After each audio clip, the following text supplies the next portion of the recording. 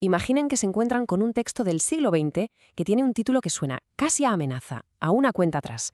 A los 1000 llegamos, pero a los 2000 no. Pues hoy vamos a meternos de lleno a desgranar esta profecía tan misteriosa que hablaba de un cataclismo inminente y también de una vía de escape secreta. Y aquí está. Esta es la frase clave, el corazón de todo el asunto. Una afirmación súper rotunda que básicamente le ponía fecha de caducidad al mundo. La pregunta es, ¿qué catástrofe se suponía que iba a pasar? Y sobre todo, ¿qué o quién la iba a provocar? Así que en este recorrido que vamos a hacer juntos, vamos a explorar las dos caras de esta historia. Por un lado, la visión del fin del mundo, que es bastante aterradora, la verdad, y por otro, el camino bastante sorprendente que se ofrecía para salvarse. Venga, empecemos por el plato fuerte, la profecía de la destrucción. Para convencer a la gente de que el fin estaba a la vuelta de la esquina, el autor no se basó en una sola visión, no. Lo que hizo fue recopilar todo un arsenal de predicciones históricas. Y claro, ¿por dónde empezar si quieres darle credibilidad a algo así? Pues por el número uno, por el maestro de las profecías, Nostradamus. Al citar su famosísima predicción sobre 1999, el texto ya ancla su argumento en un terreno que a muchísima gente le sonaba y desde luego le inquietaba. Pero ojo, que la cosa no se queda ahí. Se invoca una figura supermítica, Melquisedec, al que se le llama Rey del Mundo, para pintar un cuadro de caos absoluto. Ya no hablamos solo de desastres naturales, sino del colapso total de la civilización. Y para rematar, se añade una tercera fuente, la vidente del siglo XV, Madre Shipton. La estrategia aquí es bastante clara, ¿no? Si tienes a 3 profetas de épocas completamente distintas apuntando al mismo año, a 1999, pues ya no parece una casualidad. Para el autor, esto se convertía en una certeza. A ver, que este apocalipsis no era algo abstracto, ¿eh? El texto le pone nombre y apellidos a la amenaza. Hercolubus lo describe como un planeta gigante, el planeta rojo, y dice que su simple acercamiento a la Tierra bastaría para desatar el infierno, invirtiendo los polos y provocando cataclismos a escala mundial.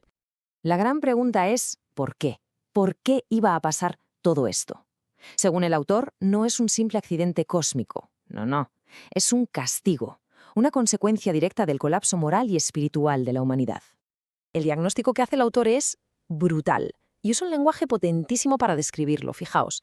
Habla de un caos horrible, de una sociedad totalmente entregada a sus pasiones más bajas.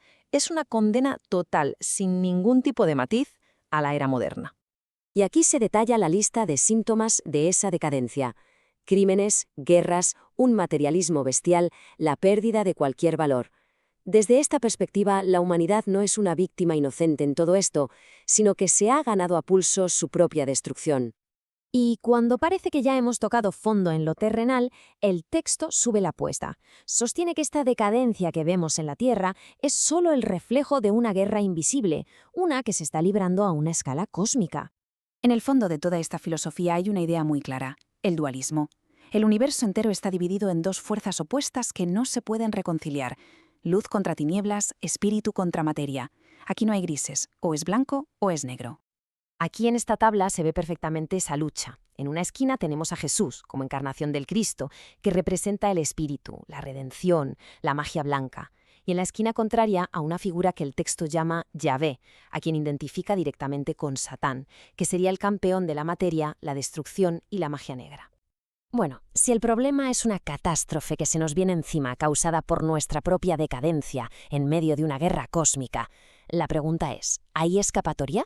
Pues según el texto, sí. Ofrece una salida, un camino secreto para librarse del fin del mundo.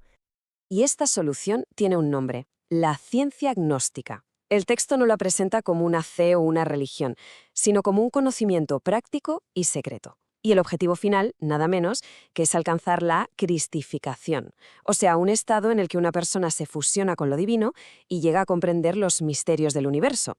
Y esto es clave, ¿eh? Se insiste mucho en que no es una teoría para estudiarla, es una doctrina para vivirla, para ponerla en práctica. Y la promesa es enorme, dejar atrás nuestra condición animal, mortal, y convertirnos en un ciudadano del universo infinito. Muy bien, pero vamos al grano. ¿En qué consiste exactamente esa práctica? Pues aquí es donde el texto desvela su secreto más profundo y donde la cosa se pone intensa. Hablamos de la alquimia sexual. Este gran secreto tiene un nombre en clave, casi de espía, Arcano AZF, El autor asegura que esta es la auténtica llave de la ciencia, la enseñanza que Jesús compartió en secreto solo con sus discípulos más íntimos. Y la clave de todo está en no desperdiciar la energía sexual, sino en transformarla, en transmutarla. Entonces, ¿cómo se sigue este camino del alquimista? Bueno, el texto lo explica en varios pasos. Se empieza por una base moral, claro, los 10 mandamientos. Pero el núcleo de todo es la castidad científica. Y ojo, que según el texto esto no significa abstinencia. Se refiere a una práctica sexual en la que no se llega a la eyaculación, con la idea de conservar esa energía creadora y transmutarla para, como objetivo final, despertar poderes divinos y conseguir la inmortalidad. Y con todo esto sobre la mesa, el texto llega a su clímax, presentando una elección definitiva para cada ser humano, una encrucijada personal ante ese final de los tiempos que se anunciaba como inminente. La conclusión es demoledora. Del estado humano saldrán ángeles o demonios. Punto. No hay una tercera vía, no hay término medio. Según esta visión, la elección es totalmente individual. Cada persona, con el uso que le da a su energía más fundamental, decide si se eleva hacia la luz o se hunde en la oscuridad. Claro, todos sabemos lo que pasó. Llegó el año 2000 y el mundo no se acabó.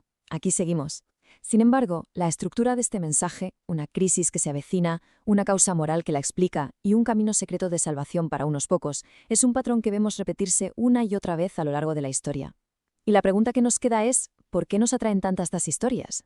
¿Qué necesidad humana tan profunda satisfacen para que, a día de hoy, nos sigan fascinando?